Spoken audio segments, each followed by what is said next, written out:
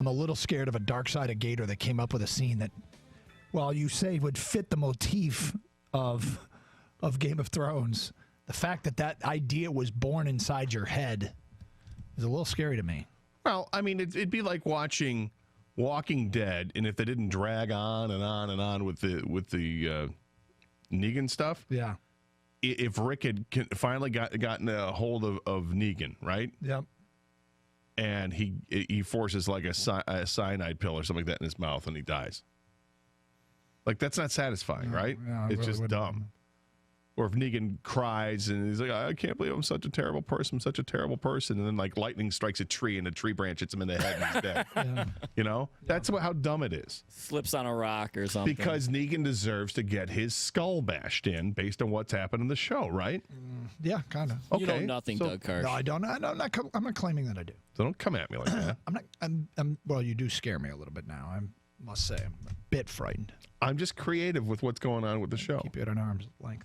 All right, so it looks like Michigan's got their guy. It is being reported out there, the Wolverine.com, Miami Heat beat, and others have picked up on it and haven't heard that it is not the case. I think if it weren't the case, Michigan would have told these people to tap the brakes, especially the people that cover the Wolverines. But it looks like it's going to be Juwan Howard. And I will start with this. The staff is critical here. I think Luke Yaklich and Sadie Washington are really important to the program. I think ties to the current team. Certainly Juwan Howard has every right to put together his own staff. I would endorse those two staying, and I hope that they do. I've heard criticism of this search because people say the search firm, you got to hire a search firm and it produces Juwan Howard. You need a search firm to figure that out. And that's not why you hire a search firm. You hire a search firm, and I talk to people in athletics, not at Michigan, but people in athletic departments near the top of athletic departments, said the reason you hire search firms is to do a lot of the legwork with agents, to find out what people's contracts are, to find out how interested they are, to find out what buyouts are.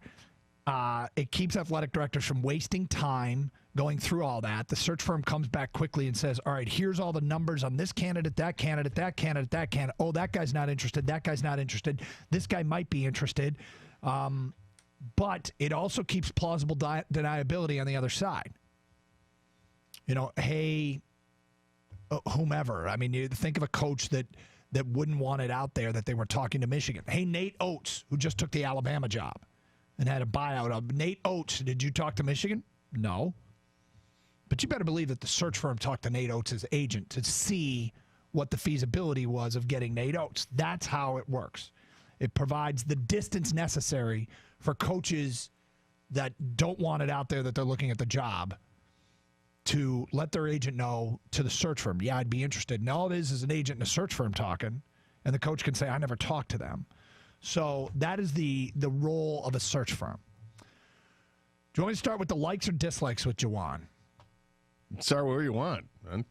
Well, I guess I'll start with the likes. Here's what I like about Juwan Howard at Michigan. He's well respected in NBA circles. He's obviously got himself to the position after 6 years, and 6 years in the system with the Heat, that he is interviewing regularly for NBA jobs. And had he stayed in the NBA, he most likely would have been an NBA head coach.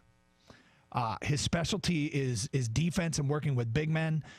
When you think of the great back-to-the-basket players in college basketball, Juwan Howard, as a big, wasn't a overwhelmingly good athlete. But, boy, did he have footwork and well-schooled, well-drilled, got his shot off. He was one of those bigs that played in the low post, didn't jump, but seemed to get shots off because he was a really, really well-schooled big man. And he that's his specialty at the NBA level. And he's also a defensive coordinator for Eric Spoelstra. I mean, that was his job. His ties to Pat Riley as a player and a coach. You hope that he soaked all that up.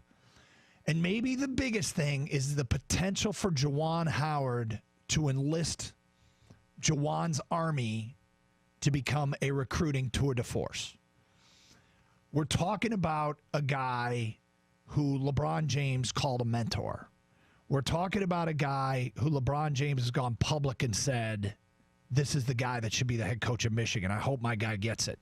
Dwayne Wade has said, I want this guy. This guy deserves the job at Michigan. I hope my guy gets it.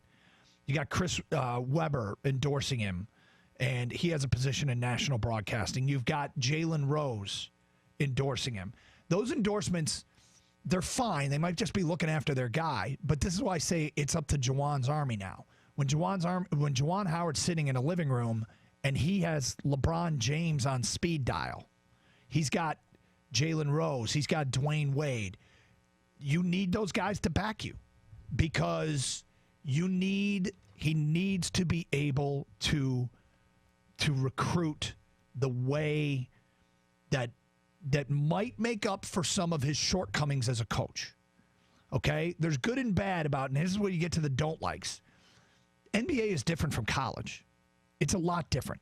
Okay, he might be a great defensive coach in the NBA, but I ask anybody, whether you watch a lot of NBA or a little NBA, you don't like the NBA, but let's say you watch any NBA and any college basketball. I ask you this. How different are the offenses in the NBA and college basketball? They're a lot different.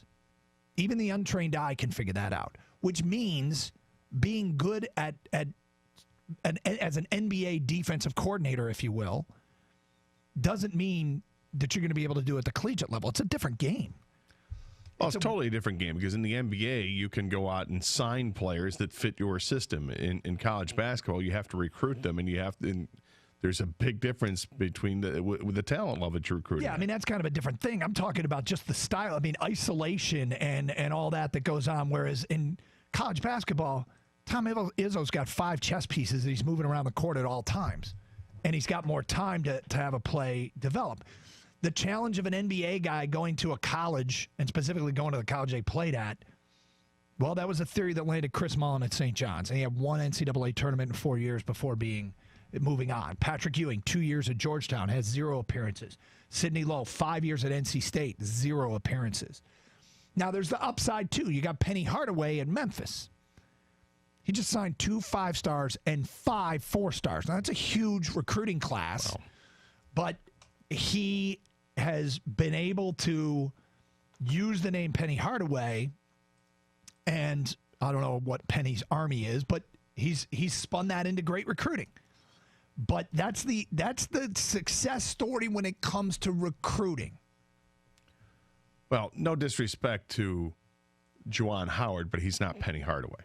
Penny Hardaway's a name. Juwan Howard's not a name. Juwan Howard's a guy who played a long time in the NBA. He's got a name here in the circles around Ann Arbor and in Metro Detroit because he played here and we know who he is.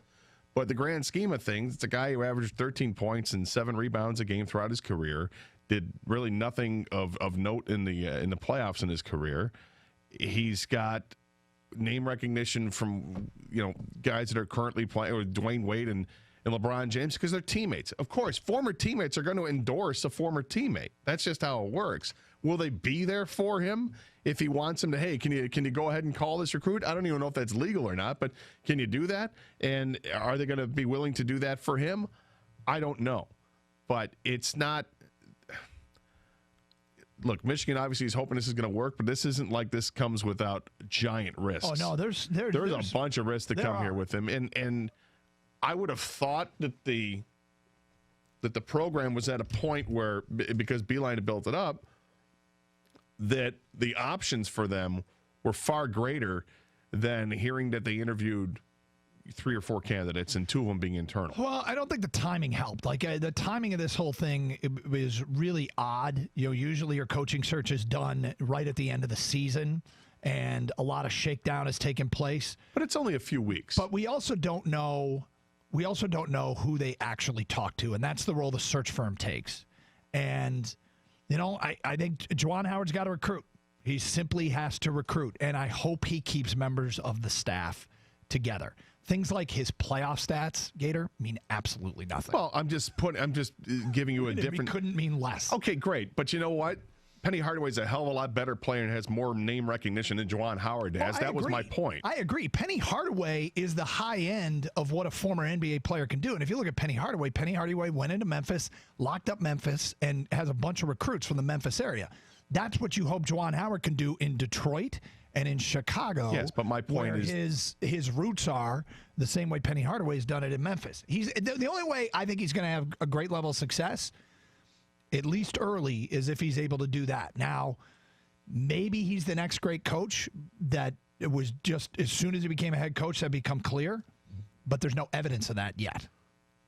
No, there's not. And I mean, look, best case for Michigan is that he is good and he wants to plant his root there and stay there his whole career. My guess is if he is good, he's not going to be there long because the NBA will say, well, we've interviewed you before for NBA jobs. Well, now we think you're ready because you got some head coaching experience. Come take one of these gigs. We'll pay you twice as much. Well, there's two things about that. One is Chris Webber said Juwan Howard's the kind of guy that retires in Ann Arbor. But two is if he's so successful that he gets an NBA job, then that's a great hire.